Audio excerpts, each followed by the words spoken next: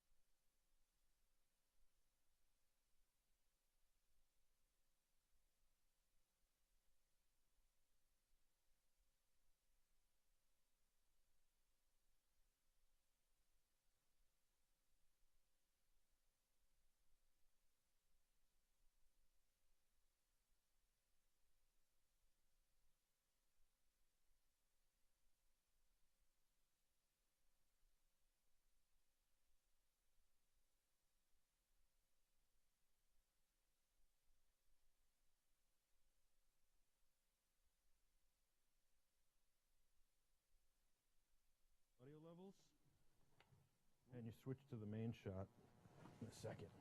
Hold on. Yeah, that's probably the main shot.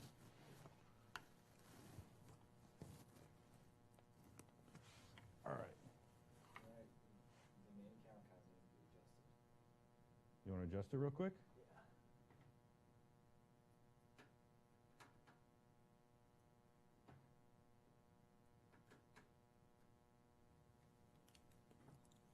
All right.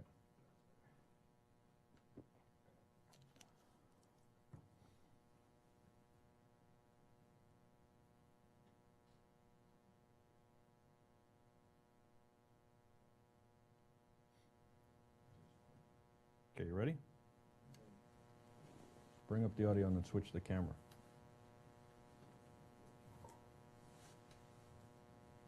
Welcome to Stuck on Sports with Chansi Stuckey. I'm Michael Artsis. Thanks for joining us. We're broadcasting live from the ArtsisMedia studios here in Secaucus, New Jersey.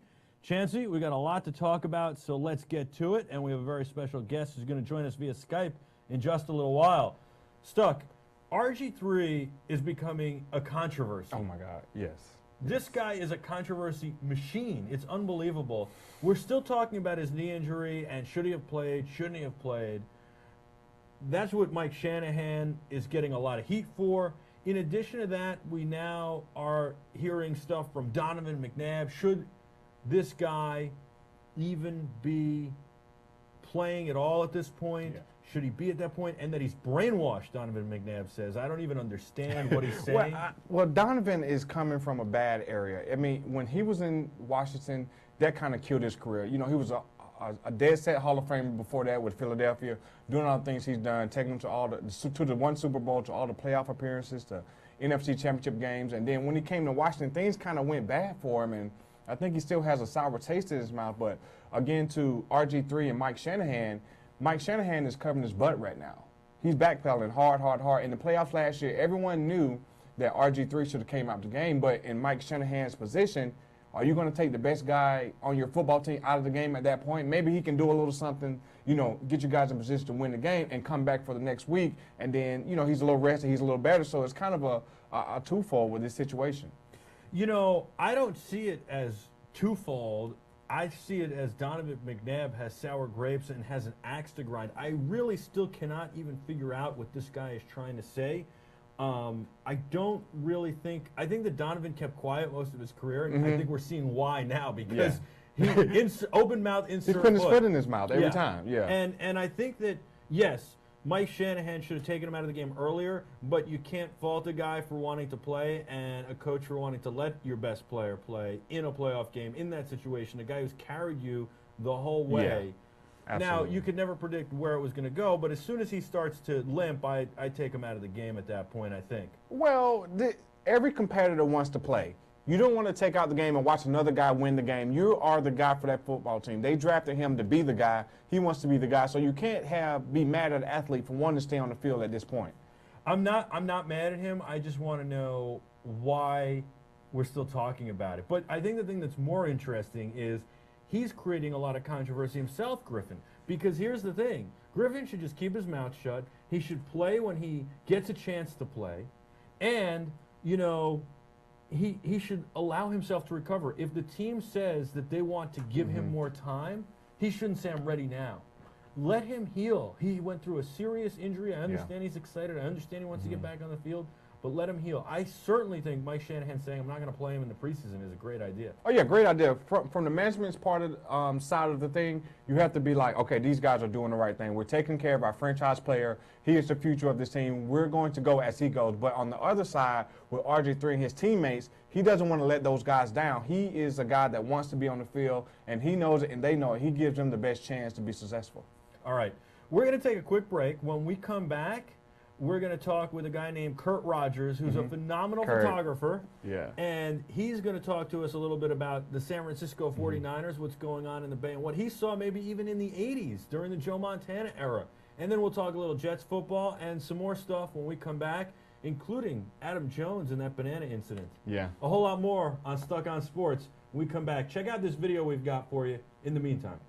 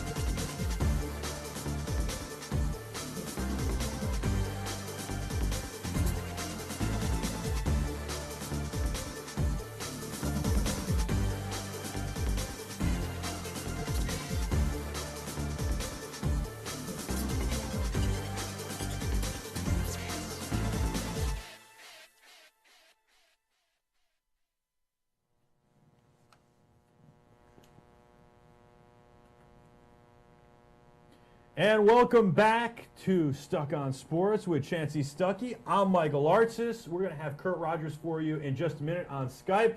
He's our very special guest today. A lot going on in the NFL. A lot going on. Mm-hmm. Tom Brady got injured in practice. Big, that's huge. According to ProFootballTalk.com, it's a mild knee sprain, but you know that knees, ankles, and feet don't heal well. But which knee is it? The front or that plant knee? If it's that plant knee, it's going to be a lot more serious if it's that front knee. Right. So we don't know much about that right now. But it is the same knee that he had surgery on. I do know that. So is it possible that we could see Tim Tebow quarterback?